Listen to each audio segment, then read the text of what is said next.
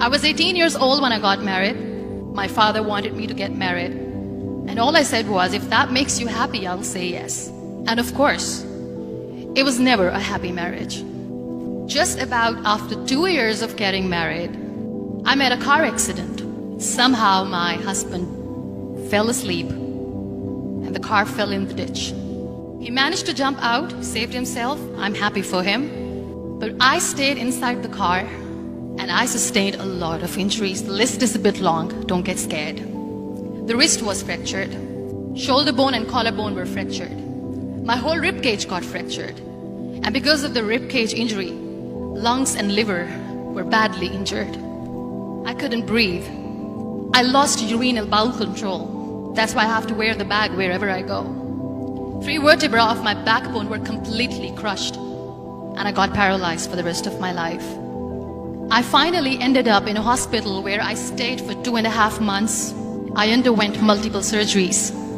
One day, doctor came to me and he said, well, I heard that you wanted to be an artist, but you ended up being a housewife. I have a bad news for you. You won't be able to paint again because your wrist and your arm are so deformed, you won't be able to hold a pen again. Next day, doctor came to me and said, your spine injury is so bad, you won't be able to walk again. Because of your spine injury and the fixation that you have in your back, you won't be able to give birth to a child again.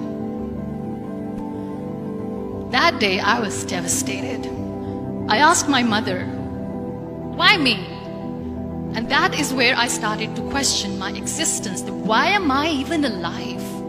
And that is where I realized that the words have the power to heal the soul.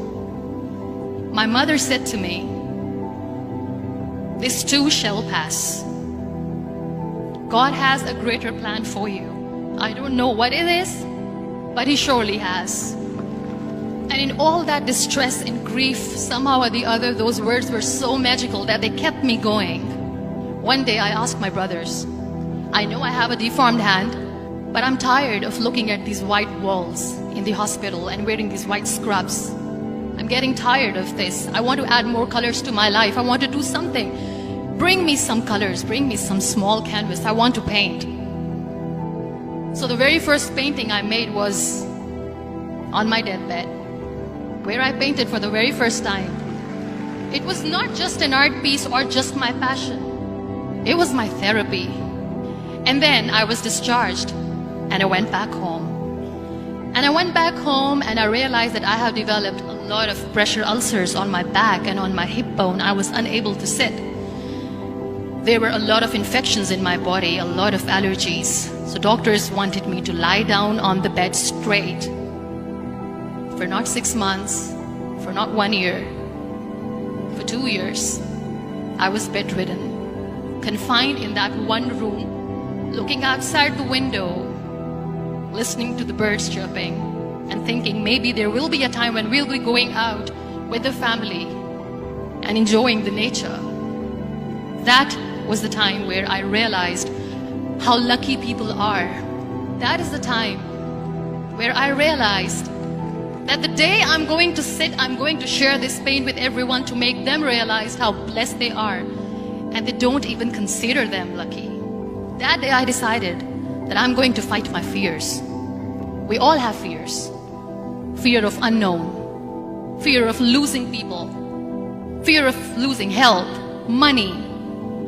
We want to excel in career, we want to become famous, we want to get money. We are scared all the time. So I wrote down one by one all those fears. And I decided that I'm going to overcome these fears one at a time. You know what was my biggest fear? Divorce. I was trying to cling on to this person who didn't want me anymore, but I said no. I have to make it work. But the day I decided that this is nothing but my fear, I liberated myself by setting him free. And I made myself emotionally so strong that the day I got the news that he's getting married, I sent him a text that I'm so happy for you and I wish you all the best. And he knows that I pray for him today. Number 2.